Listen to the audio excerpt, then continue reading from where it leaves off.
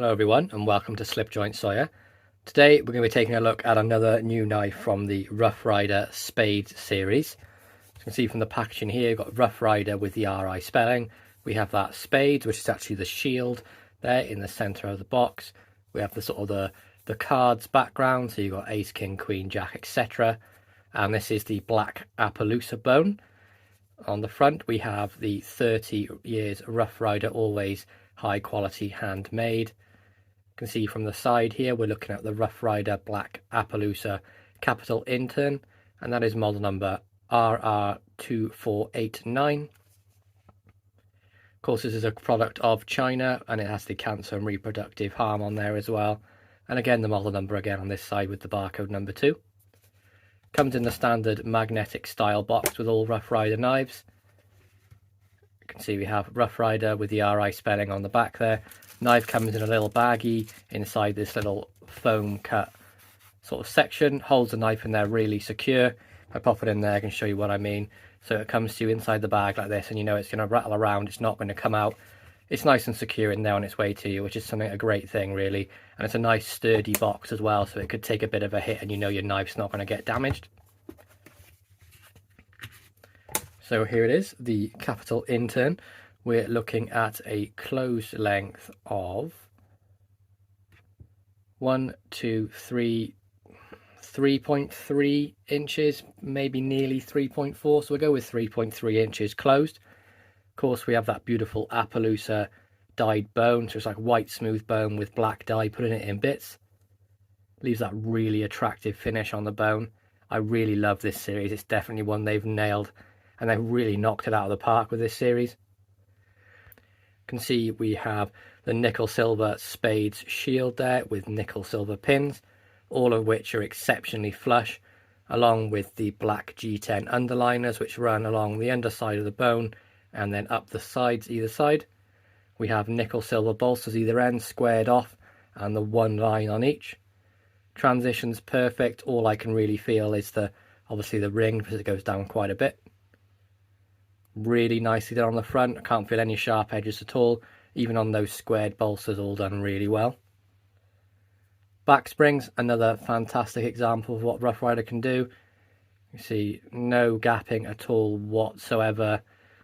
The tiniest amount of stepping, you can just about make it out on up here, but it's very, very minimal, and it's not something I'm ever going to complain about with the rest of the knife and how fantastic this series is.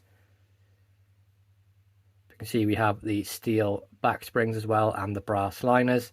Something really classy about the brass liners, really makes the knife pop. On the back again, that black Appaloosa bone. We have the nickel silver pins, the G10 underliners as well, and a ringed bolster either side.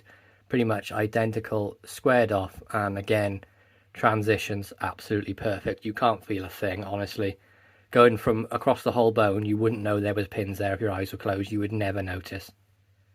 So this is a two-bladed design. They're calling this the capital Intern. Centering of the secondary blade is absolutely bang on. Main blade is favouring the centre of the knife very so slightly, but there's no rub. And of course there's that liner between to stop any sort of rub of the blades. But on this knife I can tell that's not going to happen. Main blade then, we have this sort of very pointy, I would say like drop point / spear blade. See we have swedging on the end there, matte strike nail nick, not interfering with the swedge, which is nice to see.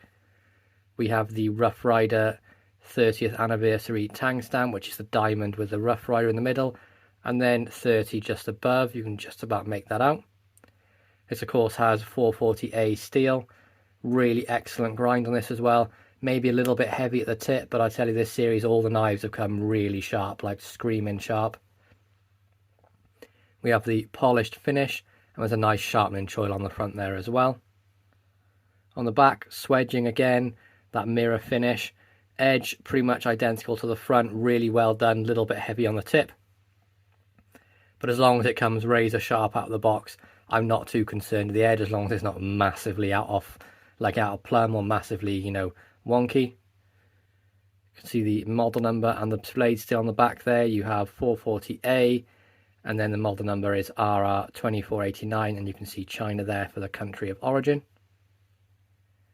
So that main blade then is measuring right about, where have we got, tip to tang, 1 to just a hair over 2.5 inches with a cutting edge of 2.25. So this knife is definitely going to be a UK legal carry, and one that's going to be very world friendly as well, being that it's under that 3-inch cutting length, and it's a non-locking slip joint as well. We have nice action on the blade, probably about 6 to a 6.5 pull with a half stop. Really nice lockup, and it's strong enough there for me. I know I'll be able to get a bit of work done with this. Obviously this is not going to be a super heavy use knife due to the size of the blade, but you can definitely use that and get a full day done. Maybe as your secondary carry, something along the lines like that. Really nice action, nice snap into the half stop, and nice snap on the close as well. Secondary blade, bit of an odd one this for me. I kind of wish they'd made it a little bit longer. It is a very short blade for this. It only goes up about halfway up the knife.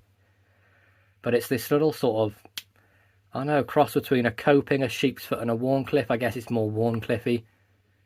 But you can see again we have that tang stamp, the 30th Rough Rider diamond tang stamp. We have the matte strike nail nick on there as well too, with the swedging. Edge on this pretty well done. Maybe a little bit light at the tip, and on the reverse maybe a tad heavy really on this side, but again absolutely razor sharp, so a little bit of wonky on the edge doesn't bother me too much, especially from a budget knife. Blade length on this little blade then, we have tip to tang of just short of 1.5 inches, and then cutting edge of 1.1, 1.2 maybe, so a very small cutting edge on this. Quite lazy into the half stop. I have tried cleaning it out and I couldn't seem to get any better action than that. So you do have to, it doesn't sort of really snap, you do have to push it into there. But really affirmative snap on the close. And there's got no trouble with this sort of stopping onto you. You know it's going to stay in place. But again, this would be what I would use as a package opener. Doing my draw cuts, maybe you can pinch up on the blade just so you've got a little bit sticking through your parcel and open it up. So really nice little secondary blade there too. Just an all-round really wonderful knife, and it's a very welcome addition to the Black Appaloosa Bone series, a fantastic series from Rough Rider. If you guys haven't picked any of these up yet, I strongly recommend you do. Absolutely outstanding work from them. So there we go guys, that's my review of the Rough Rider Black Appaloosa Bone Capital Intern. You can see the model number here, we have RR2489. I really hope you enjoyed this review. Please be sure to like, subscribe and ring that bell for notifications, and I'll catch you in the next one. Peace out.